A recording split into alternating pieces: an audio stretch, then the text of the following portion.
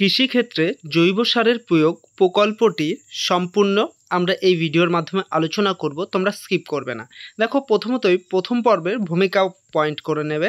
বিংশ শতাব্দীর 60-এর দশকে কৃষিক্ষেত্রে হেক্টর প্রতি ফলন বৃদ্ধির লক্ষ্যে বিশ্বের কৃষিপ্রধান দেশগুলিতে ব্যাপকভাবে রাসায়নিক সার ও কীটনাশকের ব্যবহার বৃদ্ধি পায়। সেই সময়ের পরিপ্রেক্ষিতে কৃষিক্ষেত্রে এই পরিবর্তন প্রত্যক্ষভাবে ফলন বৃদ্ধি ঘটালেও বর্তমান সময়ে চাষবাসের ক্ষেত্রে ব্যবহৃত অ্যাগ্রোকেমিক্যালগুলির কুপ্রভাব আজও বহু সমালোচিত। বিশ্বের উন্নত দেশগুলির কৃষিক্ষেত্রে এই অ্যাগ্রোকেমিক্যাল সমূহের ব্যবহার কমাতে অনেকাংশে সক্ষম হলেও উন্নয়নশীল দেশগুলির পক্ষে ততটা এগোনো সম্ভব হয়নি। বর্তমানে কৃষি ব্যবস্থায় এই সব রাসায়নিক পদার্থের কুফল মাথায় রেখেই প্রতিটি কৃষি প্রধান দেশ কম বেশি জৈব সারের প্রয়োগ করছে। এবার দেখো প্রকল্পের নিয়ম। কৃষিক্ষেত্রে রাসায়নিক সারের ব্যবহার মাটি, জল, জলবায়ু অনেক ক্ষেত্রেই দূষিত হয়। বিভিন্ন জলাশয় কিংবা জলাভূমিতে কৃষির রাসায়নিকগুলি সংযুক্তির ফলে জলে বিওডি বৃদ্ধি পায়। ফলস্বরূপ বিভিন্ন জলজ উদ্ভিদ, প্রাণী, মাছ প্রভৃতির মৃত্যু ঘটে। আবার কৃষির রাসায়নিকগুলির ব্যবহারে উৎপন্ন এন্ট্রুও বাতাসে মিশে গ্রিনহাউস প্রভাব ঘটায়।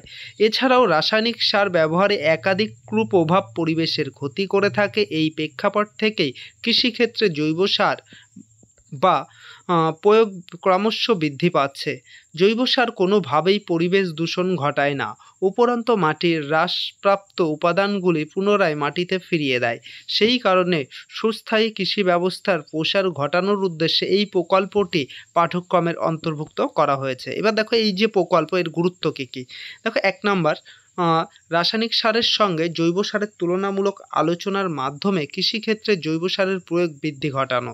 দ্বিতীয়ত, জৈব সার মাটির পিএইচের পরিবর্তন ঘটায় না এবং মাটিকে আম্লিক করে তোলে না, ফলে মাটিতে থাকা উপকারী ব্যাকটেরিয়াগুলির স্বাভাবিক বৃদ্ধি ঘটে ও মাটির স্বাভাবিক নাইট্রোজেন সংবদ্ধ অব্যাহত থাকে।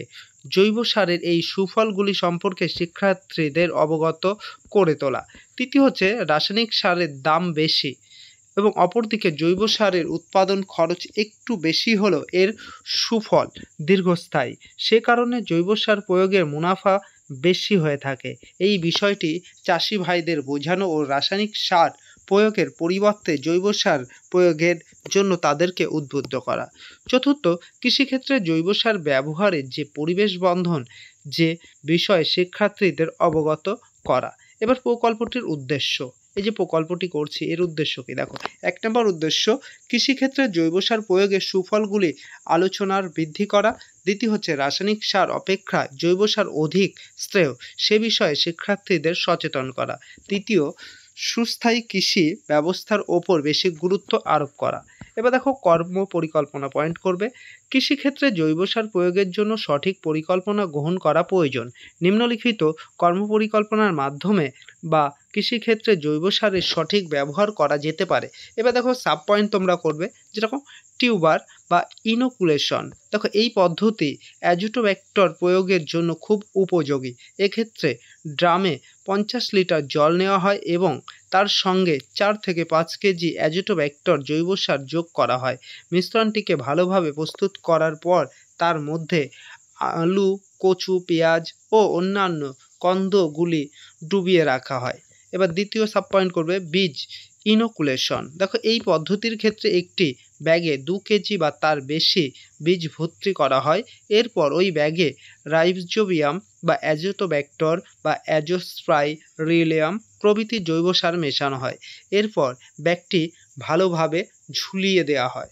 তারপর 3 নম্বর সাব পয়েন্ট করবে বুট ড্রিলিং। দেখো, এই পদ্ধতি ধান ও সবজি চাষের ক্ষেত্রে প্রয়োগ করা যেতে পারে। কৃষিক্ষেত্রে এক কোণে গর্ত করে প্রয়োজনীয় রুট কাটিং ও অ্যাজিটোস্পাইরিলিয়াম 4:1 অনুপাতে মেশাতে হয় এবং চারা রোপণের 6 ঘন্টা আগে এই পদ্ধতি ঘটানো হয়। তারপরের পয়েন্ট হচ্ছে মাটির প্রয়োগ। দেখো, জৈব সার ব্যবহারে একটি বহুল প্রচলিত পদ্ধতি হলো মাটি প্রয়োগ। এই পদ্ধতিতে একর প্রতি 400 কেজি গোবর এবং 200 মিলি নাইট্রোজেন সংবদ্ধকারী স্বাধীনজীবী ব্যাকটেরিয়া এবং 2 ব্যাগ বা প্রায় 5 কিলো রক ফসফেট মিশিয়ে যে মিশ্রণ তৈরি করা হয় তা 24 ঘন্টা ছড়ায় রেখে দেওয়া এবং পরের দিন ওই মিশ্রণ চাষের মাটি কর্ষণ করার সময় মেশানো। এবার দেখো পয়েন্ট করবে, মূল পয়েন্ট তথ্য সংগ্রহ। দেখো বিভিন্ন প্রকার থিসিস ফসলের ক্ষেত্রে জৈব সারের ধরন ও প্রয়োগ পদ্ধতি বিভিন্ন হয়ে থাকে। যেমন দেখো আমরা এই সাইডে 3টে ছক করে নিয়েছি: প্রয়োগ পদ্ধতি, সুপারিশকৃত সার এবং কৃষি ফসল। যেরকম প্রথম হচ্ছে বীজ শোধন, এদিকে সুপারিশ সারে দেখো রাইজোবিয়াম। এবার কৃষি ফসল কোন কোন ক্ষেত্রে সেগুলো: ছোলা, মটর, চীনাবাদাম ইত্যাদি। তারপরে এইদিকে আবার চলে আসো যে বীজ শোধন, এটা কোথায় করা হচ্ছে? অ্যাজিটোব্যাক্টরে। এগুলো কোন কোন কৃষি ফসল পাওয়া যাচ্ছে বা কোন কোন কৃষি ফসলের ক্ষেত্রে এটা ব্যবহার করা হচ্ছে? গম, ওট, জোয়ার। তারপরে মাটির প্রয়োগ, দেখো মাটি প্রয়োগের সুপারিশকৃত জৈব সার হচ্ছে রাইজোবিয়াম, যেরকম কৃষি ফসল হচ্ছে লেবু জাতীয় গাছ। তারপরে আবার মাটি প্রয়োগ, এটার সুপারিশকৃত সার হচ্ছে অ্যাজিটোব্যাক্টর। এবার কৃষি ফসল কি? চা, কফি, নারকেল। তাহলে এই ছকটা দেখে বুঝতে পারছো তোমরা যে কিভাবে আমরা তথ্যটা সংগ্রহ করেছি। তারপরে হচ্ছে তথ্য বিশ্লেষণ। দেখো নির্দিষ্ট কর্মপরিকল্পনা ও তথ্য সংগ্রহ করে কৃষি ক্ষেত্রে জৈব সারের প্রয়োগের নিম্নলিখিত বিষয়গুলির মান্যতা পায়।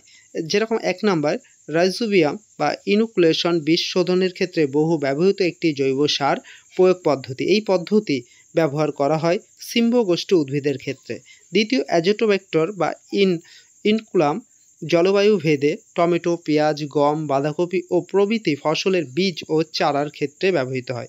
3, নিচু জমির ধান ক্ষেতে বিভিন্ন প্রজাতির নীলাভ, সবুজ, শৈবাল ও অ্যাজোলা ব্যবহৃত হয়। এবার দেখো সিদ্ধান্ত পয়েন্ট করবে, বর্তমানে কৃষি ব্যবস্থা কিসের রাসায়নিক দিকগুলি ব্যবহার হ্রাস করা যায় বা হ্রাস করা প্রয়োজন, অথচ হেক্টর প্রতি ফলন উৎপাদন ও কৃষি ফসলের গুণগত মান বৃদ্ধি করা ও চাষি ভাইদের কাছে বড় চ্যালেঞ্জ। এই অবস্থায় কৃষি ক্ষেত্রে জৈব সার প্রয়োগের বৃদ্ধি করে অনেক সমস্যার সমাধান করা সম্ভব হবে বলে মনে করা হয়। এবার দেখো সীমাবদ্ধতা। এই প্রকল্পটি রূপায়ণের জন্য অনেক সীমাবদ্ধতা রয়েছে, যেগুলি নিম্নে আলোচনা করা হলো। দেখো 1 নাম্বার হচ্ছে কৃষকদের জৈব সার প্রসঙ্গে সচেতনতার অভাব। দ্বিতীয় হচ্ছে জৈব সারগুলি সংরক্ষণের সঠিক পদ্ধতি না থাকা। তৃতীয়, জৈব সারগুলির সঠিক মাত্রার সংমিশ্রণ তৈরির কোনো নির্দিষ্ট পদ্ধতি না থাকা। এবার তথ্যসূত্র দেখো, বিকে ব্যানার্জি পরিবেশবিদ্যা বিচিত্রা 2024 রায়মার্টিন, তারপর বিজয় বন্দ্যোপাধ্যায় পরিবেশবিদ্যা 2022 ভগবতী পাবলিকেশন, এগুলোর থেকে কিন্তু তথ্য আমরা সংগ্রহ করেছি। এবার তারপরে দেখো কৃতজ্ঞতা শিকারটা তোমরা লিখবে যে কৃষিক্ষেত্রে জৈব সার প্রয়োগের এই যে প্রকল্পটি সম্পূর্ণ করতে সহযোগিতা ও মূল্যবান মতামত প্রদান করে আমাদের পরিবেশবিদ্যার বিষয়ে শিক্ষক বা শিক্ষিকা, তার নাম লিখবে শূন্যস্থানটায়, এবং মহাশয়ের কাছে বা মহাশয়ের প্রতি কৃতজ্ঞ। এবার নিচের দিকে আসবে, এখানটায় শিক্ষক শিক্ষিকার স্বাক্ষর লিখবে আর এই সাইডটায় তারিখ দিয়ে দেবে। ওকে, তাহলে তোমাদের প্রজেক্টটি কিন্তু পুরো কমপ্লিট। ভিডিওটি কেমন লাগলো অবশ্যই কমেন্ট করে জানিও। আর তোমরা যদি অন্য কোনো বিষয়ে প্রজেক্ট পেতে চাও সেটাও কমেন্টে জানাতে পারো, সেই বিষয় নিয়ে আমরা ভিডিও করে দেবো। আবারও দেখা হবে তোমাদের সঙ্গে আরেকটি এই ধরনের প্রজেক্ট ভিডিও নিয়ে।